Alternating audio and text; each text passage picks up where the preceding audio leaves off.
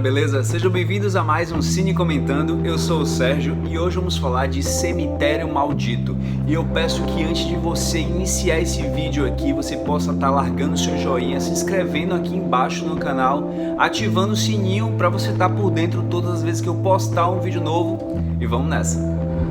Então, galera, o filme Cemitério Maldito já estreou, já tem aí umas 2 semanas, mas eu não poderia deixar aqui de dar a minha opinião, visto que eu sou muito fã do mestre Stephen King. Não é à toa que o nome do meu cachorro é Cujo, o nome do meu gato é Sparks, que era o gato, o nome do gato na vida real do filme Sonâmbulos, caso você não saiba, não era Clovis, ele chamava-se Sparks. Então eu tinha que dar aqui a minha opinião com relação a esse remake. Olha só, esse vídeo vai estar cheio de spoilers, obviamente. Eu vou fazer várias comparações com o filme de 89 e esse filme agora de 2019 e logicamente fazer um link com o livro, né? Então assim, se você não viu a nova versão, por favor, volte depois. Porque vai estar com spoilers, mas também se você não liga para spoilers, vamos lá que você vai gostar de saber algumas curiosidades sobre Pet Sematary. Pet Sematary ou Cemitério Maldito foi um livro escrito por Stephen King em 1983, quando ele justamente mudou-se para uma casa no Maine muito próximo a uma estrada e coincidentemente o gato da filha dele, coincidentemente não, vocês vão entender, o gato da filha dele foi morto naquela estrada e ele ficava pensando o tempo todo se algo acontecesse com os filhos dele, caso ele se descuidasse das crianças e as crianças corressem para a estrada e acabassem sendo atropeladas pelo caminhão. Aí, obviamente, essa mente doentia, perturbada do mestre acabou criando um Cemitério Maldito.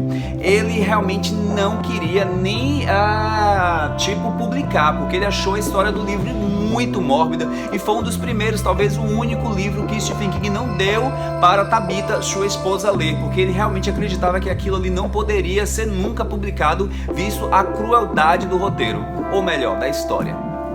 Creio que se você for dessa galáxia, provavelmente você já deve conhecer a história de Cemitério Maldito, que é a história de uma família que se muda para o interior do Maine a fim de recomeçar uma nova vida, já que ele vai ser contratado como professor de uma faculdade. Daí o gato da família morre nessa estrada e tem um vizinho que apresenta um cemitério de animais para ele. Só que ali na fronteira, depois do cemitério de animais, há um lugar onde você enterra qualquer coisa e qualquer coisa volta à vida, vamos dizer assim.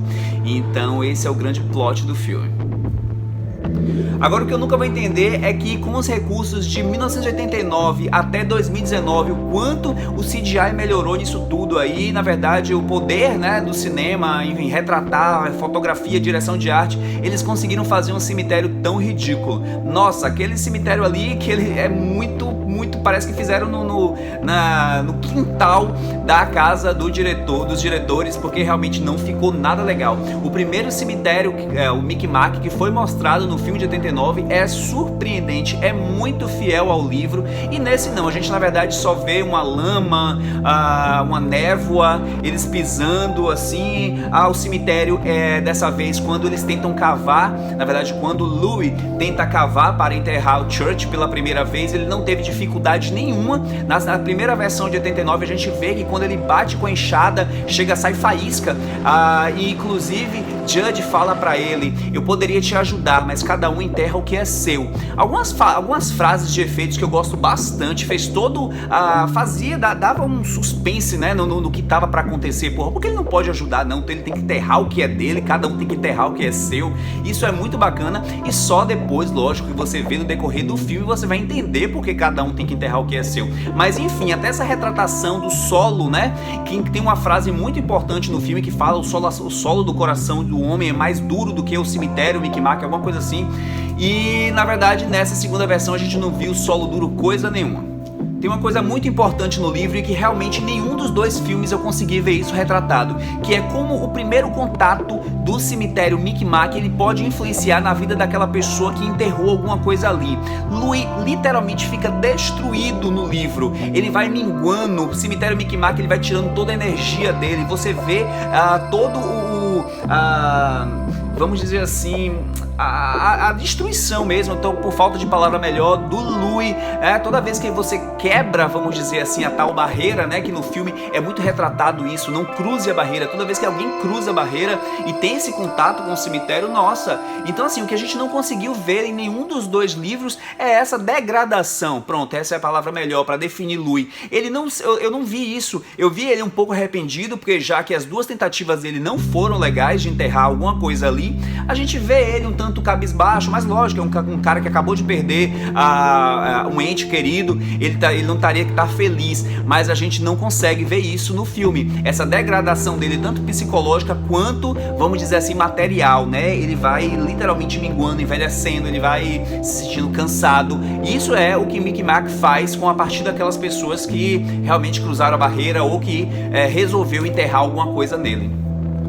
Olha só, tem várias coisas que eu prefiro da versão de 1989, e uma delas é a figura de Victor Pascoe, que é o estudante que morre logo no início do filme e fica aparecendo para o Louis, tentando fazer com que Louis ele não cruze a barreira. Logo em seguida, quando ele percebe que o Louis não ouve muito ele começa a aparecer para a Ellie, e nesse ele já aparece para o Gage, mas assim, não explica muito bem o porquê, nem a Ellie, muito menos nessa segunda versão. O Gage tem o poder de ver os espíritos ou ouvir, mas enfim, dizem que toda criança ela é sensitiva, né? Mas inclusive, abrir um parêntese aqui, quando o Victor Pascoe aparece para o Gage e ele grita o nome, né? Ele fala Pascoe, o diretor fez com que ele falasse na mesma intensidade que o Danny Torrance diz a palavra Redrum em O Iluminado, que é uma outra adaptação do Stephen King. Mas enfim, eu gosto muito do Victor Pascoe da primeira versão de 89, acho que ele tem um peso muito grande na trama, e já nessa eu achei ele completamente inútil. Uma outra coisa que eu senti muita falta aqui foi a figura de Fred Green, que interpretou o Judy Crandall na primeira versão de 89. Nossa, como eu gosto dele. Aquele cara me marcou bastante na série Família Addams, ele era o Frankenstein, e eu gosto muito. Já nessa segunda versão eu não gostei do Judge, apesar de ter sido interpretado por um ator que eu adoro, mas assim, ele não me convenceu, eu não consegui sentir empatia com ele, então assim, pouco eu tava me importando se ele morresse ou não. No primeiro filme eu achei que ele e o Louis, eles fazem tipo assim, aquela amizade legal, tomar cerveja junto, e ele tem umas tiradas muito legais, umas frases de efeito, afinal a frase às vezes a morte é melhor, às vezes tá morto é melhor, enfim, vem do Judge. E nessa segunda versão eu sinceramente não senti empatia nenhum com o personagem. A terceira coisa é Zelda. Vamos lá. Na primeira versão, Zelda foi interpretada por um homem, né? Já que uma menina, acho que de 15, 16 anos, eles não conseguiam fazer com que uma menina fizesse o papel, vamos dizer assim, de uma pessoa torta, de uma pessoa deformada, moribunda, vamos dizer assim. Então eles fizeram um homem. Nessa segunda versão, eles abusaram do CGI, realmente está muito bem feito, a maquiagem está excelente, ela se entortando toda, é realmente apavorante, mas eu acho que os diretores tentou trazer elementos de outros filmes que já fizeram muito sucesso, só que estão muito batidos, como é a saga Invocação do Mal, que eu sou muito fã, mas ele funciona apenas na mão de James Wan. Tô morrendo de medo desse Invocação do Mal 3 que vai vir aí, e que já tô sabendo já que não é o James Wan que interpretou. Ok, fecha a aba. Vamos lá, então essa Zelda, ela é assustadora, mas aquele lance dela tá se rastejando, aquela coisa me remeteu muito ao grito, muito ao chamado, então eu acho que é uma fórmula já cansada do gênero do horror. Mas assim, vamos falar apenas de maquiagem, eles realmente arrasaram no sentido de maquiagem. Nisso, os dois diretores, eles acertaram perfeitamente, mas eu ainda prefiro a coisa soturna, dentro do quarto, né, onde ela dizia pra Rachel que vou quebrar todos os seus ossos, vou deixar você aleijada, vou deixar você torta na cama, aquela coisa era muito mais apavorante. Lógico, talvez eu esteja me remetendo ao Cemitério Maldito que eu vi na década de 80, quando eu ainda era um menino. Agora já não teve tanto impacto assim sobre mim, mas eu, de certa forma, ainda prefiro a Zelda do filme anterior.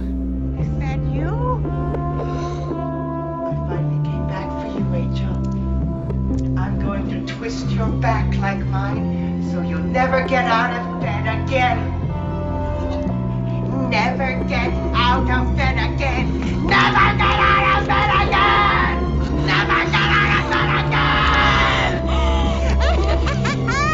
Numa cena que me choca até hoje é o momento em que Gage é assassinado pelo caminhão no primeiro cemitério maldito. Nossa, é uma cena tão visceral, é tão emotivo, é tão forte. Até hoje, quando eu vejo aquilo, me arrepia, me dá agonia de ver aquela cena. E no entanto, nessa segunda versão, o momento em que Ellie é atropelada é tipo...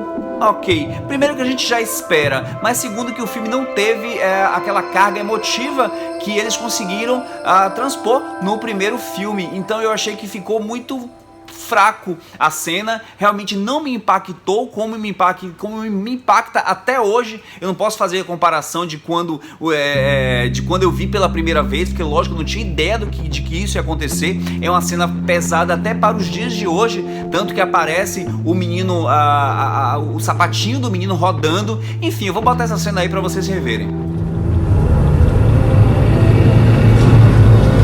Don't let him go on the road, man! Get him, Bud! Get the baby! Get the baby! Get the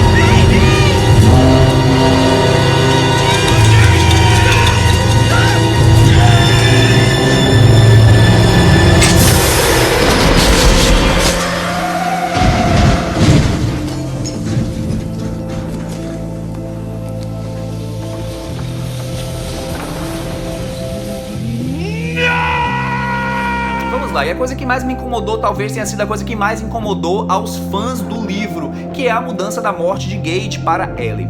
Os produtores acharam que para fazer as manipulações que o personagem de Gage faz no livro era necessário uma pessoa mais velha. Concordo, mas eu discordo ao dizer que com os efeitos visuais de hoje em dia, os puppets que poderiam ter sido usados, os efeitos práticos com os efeitos visuais, com a computação gráfica, ele poderia botar muito bem o boneco batendo boca, né, de forma que ele estivesse falando coisas para seduzir o pai, vamos dizer assim, a fazer o que ele queria, né, aquela manipulação que a menina faz no final do filme. Enfim, ele conseguiria fazer perfeitamente com que Gage conseguisse fazer isso e a gente nem ia perceber que era um boneco. Afinal, os efeitos visuais hoje em dia não tem limite. Foi o que eu falei há pouco tempo agora quando eu estava falando sobre a retratação do cemitério Micmac. Mas enfim, eles preferiram trocar, botar a menina. Me remeteu a muitos momentos ao filme A Órfã. Não foi ruim, a menina dá conta do recado sim. Achei algumas cenas apelativas, aquela cena de tá penteando o cabelo dela e tá vendo os cortes, o olho dela um pouco mais baixo, né? Algumas coisas assim meio tosca, vamos dizer assim. Mas não achei ruim, eu gostei, mas eu preferia que fosse realmente a figura de Gage ali e ter sido a adaptação bem fidedigna ao livro, mas tá valendo. Outra coisa que o diretor inseriu aqui nessa versão de 2019 que eu não gostei foram aquelas crianças, aquela procissão de crianças logo no início do filme usando máscara de animais. Eu achei aquilo bastante bizarro no sentido bom, que massa, que é aterrorizante isso, mas assim, e aí? Ele não usou aquilo no final. Em um determinado momento aparece uma máscara perto de onde que parecia, que deu a entender que foi Ellie que estava usando, mas assim, eu senti que aquilo não foi desmiuçado. Parece que ele jogou aquilo na trama, aquela tal daquela procissão que remete a uma coisa antiga, né, a esse embate de coisas antigas com uma coisa nova. Eu acho que o filme ele tem muito isso, mas no entanto não foi esmiuçado. Pra mim parou ali aquela procissão. Achei que, sei lá, já que a adaptação é livre, vamos dizer assim, podemos dizer, então eles poderiam botar essas crianças de outra forma para aparecer, porque seria bastante assustador. Esse filme ele é repleto de easter eggs, né, em homenagem a outras obras de Stephen King. Tem um determinado momento no aniversário de Ellie que você dá pra ouvir Judge comentando assim: foi um São Bernardo enorme que adquiriu raiva, obviamente fazendo uma alusão, né, a Cujo.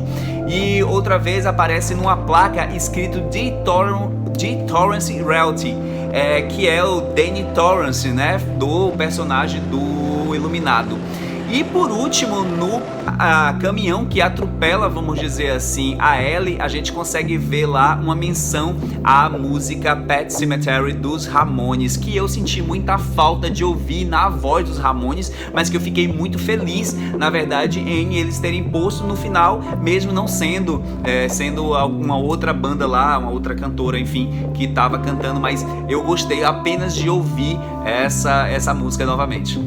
Bem, foram feitas várias versões para o final desse filme, mas assim, teve uma versão que foi idêntica ao livro e essa versão que vocês viram no filme, e foi essa versão que foi mais aplaudida, vamos dizer assim, as pessoas ficaram muito mais empolgadas. Aí os dois diretores resolveram botar ela, mas é bem diferente da versão do livro. Eu acho que a primeira versão de 89, ela é muito mais parecida com o livro, porque no livro o Stephen King ele não deixa claro se a Louie vai ser morta ou não, termina em aberto mesmo, justamente que é aquela cena onde Rachel volta, né, do cemitério morta e beija ele, e ela faz menção que vai matar ele com a faca, mas se ela vai conseguir, se ele vai pegar na mão dela, se ele vai escapar, isso aí Stephen King deixa para o leitor decidir. Já nessa versão a gente viu que toda a família foi morta e eles estavam voltando ali para pegar a Gage que estava dentro do carro, e logicamente que eles iriam conseguir, porque afinal não tinha nada ali em volta que viesse a empatar que a família toda fosse dizimada, vamos dizer assim. Então será que o diretor deixou aí uma brecha para um segundo Cemitério Maldito, apesar de que já teve o Cemitério Maldito 2 em 1992 com Edward Furlong, mas não teve nada a ver com o primeiro Cemitério Maldito. Eu acho que eles fazem uma menção ou outra assim, mas Stephen King nunca foi, tipo assim, só usaram o mesmo nome, foi a mesma diretora do primeiro Cemitério Maldito, mas não tem nada a ver. Então é isso, galera, eu gostei sim dessa versão, acho que ela funciona bem, mas eu ainda prefiro a versão de 89, visto que eu acho ela muito mais parecida em alguns aspectos com o primeiro, e ainda me remete àquela coisa nostálgica, né, de quando eu vi, da impressão que me causou. Mas é isso, tá valendo também, gostei, não tem nada, não é o tipo de filme que você vai querer sair no meio, mas também não é nada que você vai ficar lembrando durante anos, como foi o caso do primeiro Cemitério Maldito. Então é isso, se curtir esse vídeo, galera, dá um joinha, se inscreve aqui embaixo no canal e até qualquer hora com um vídeo novo. Valeu, um abraço